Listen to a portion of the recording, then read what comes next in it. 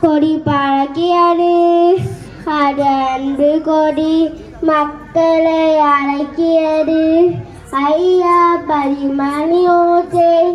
அருளே கொடுக்கும் மொழி ஓச்சே அர அர நாமும் என்றும் கேட்கும் அன்றும் இன்றும் பார் கீதம் சாம் தோப்பு ஐயா கொடி பழக்கியது அது அன்பு கொடி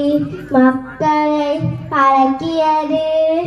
வடக்கு வாசலில் ஆடுவது தவம் இருந்தார் வையகத்தில் மக்கள் எல்லாம் அவர் பாலம் பணிந்தார்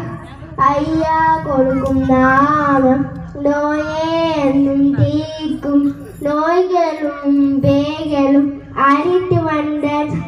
தோப்பு ஐயா கொடி பழக்கியது.